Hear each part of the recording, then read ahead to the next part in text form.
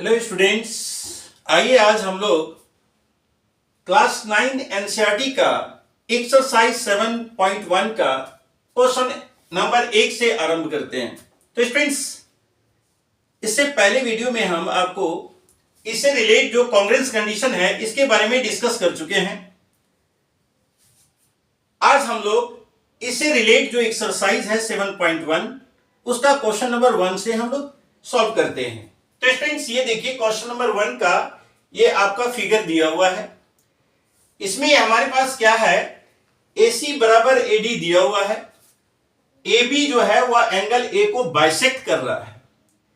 तो स्टूडेंट्स, अब हमारे पास पूछा जा रहा है कि ये क्या ट्रायंगल ABC कॉन्ग्रुएंट ABD होगा, ये आप दिखाइए इसको, सो दैट ट्रायंगल ABC।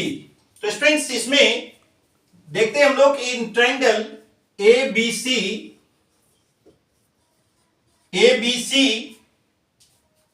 और ABD में क्या है, एंड ट्रायंगल ABD।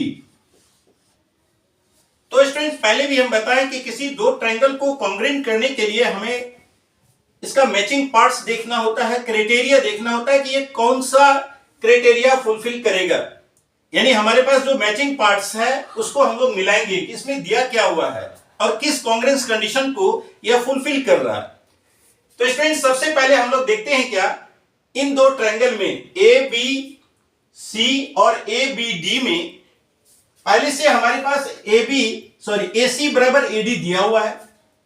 तो जब हम लोग यहां लिखे स्टूडेंट्स, देखिए ABC और ABD, ध्यान दीजिए स्टूडेंट्स, इसका हम लोग करस्पॉन्डिंग साइड्स करस्पॉन्डिंग एंगल को ही यूज करते हैं। जब हम लिखे हैं कि यहां पर हमारे पास ट्रायंगल ABC और ABD में क्या है, तो सबसे पहले ABC का हम देखते हैं कि AC जो है वह हमारा AD के बराबर है, AD के बराबर है।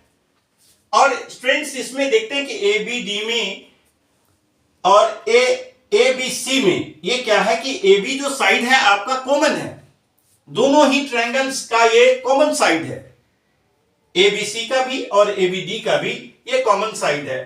तो इस तरह से हम लोग देखते हैं कि AB बराबर AB लिख सकते हैं। और उसके बाद क्या है कि अगर एंगल A को AB बाइसेक्ट करता है, तो स्टूडेंट्स क्या है कि बाइसेक्ट करने का मतलब दो बराबर भाग में वो बांटता है। यानी हम यह कह सकते हैं कि एंगल BAC बराबर हमारा क्या है, BAD है, एंगल BAD है।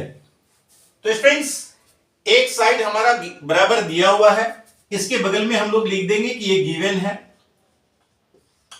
और ये एंगल BAC बराबर BAD इसलिए हुआ क्योंकि AB जो है वो क्या है, AB बाइसेक्ट एंगल A। तो रीजन हमारा लिखना आवश्यक है स्टूडेंट्स, की रीजन अवश्य लिखना है आपको बगल में। और उसके बाद देखते हैं एंगल BAD के बाद हम यह देखते हैं कि AB जो है वह दोनों ही ट्रायंगल का कॉमन साइड है, वह ABC का भी साइड है और ABD का भी साइड है। तो इसमें हम AB बराबर AB कॉमन लिख देते हैं कि ये कॉमन है। तो स्टूडेंट्स, यहां देखिए एक साइड, दो साइड और एक एंगल। अब यहां इस बात का ध्यान देना है कि केवल इंक्लूडेड एंगल है या नहीं है। तो आप देखिए स्टूडेंट्स कि ये साइड कॉमन है और ये साइड बराबर है, इसके बीच का ये एंगल है। इसका अर्थ है कि वह इंक्लूडेड एंगल है दोनों साइड के बीच का। यानी कहने का अर्थ है कि किस कॉन्ग्रुएंस कंडीशन को यह फुलफिल कर रहा है, SAS। तो स्टूडेंट्स, यहां लिखते हैं बाय SAS कॉन्ग्रुएंस कंडीशन। ये कॉन्ग्रुएंस कंडीशन से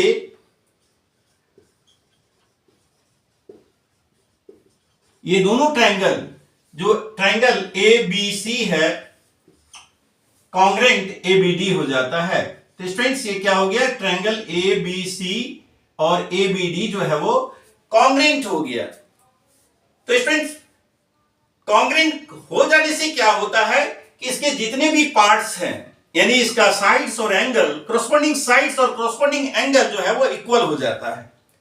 तो स्टूडेंट्स, यहां हमें पूछा जा रहा था कि क्या ABC को आप दिखाइए कि ट्रायंगल ABC कॉन्ग्रेंट एबीडी है, ये तो हम दिखा दिए, यह हमारा प्रूफ हो चुका है। अब उसके बाद क्या कहता है, what can you say about the BC and BD.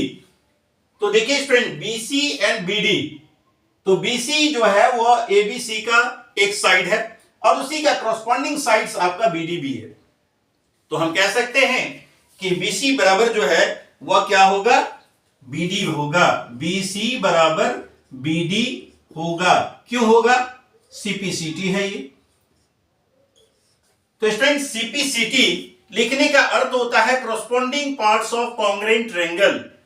Corresponding parts of congruent triangle, यानी अगर यह दो ट्रायंगल कॉन्ग्रेंट हो गया तो इसका जो रेस्ट बचा हुआ साइड, जो कॉरस्पॉन्डिंग साइड्स है, वो भी इक्वल होगा। अगर हमें जरूरत होता कि अगर यह कहता कि क्या एंगल ये और ये बराबर है तो भी होगा। एंगल ए बी सी बराबर ए बी डी होगा, ये तो पहले से आपको दिया हुआ है, यानी हर पार्ट्स इसका कॉन्ग्रेंट होने के बाद इक्वल हो जाएगा। क्लियर स्टूडेंट्स, ये क्वेश्चन नंबर 1 जो है आपका कंप्लीट हुआ।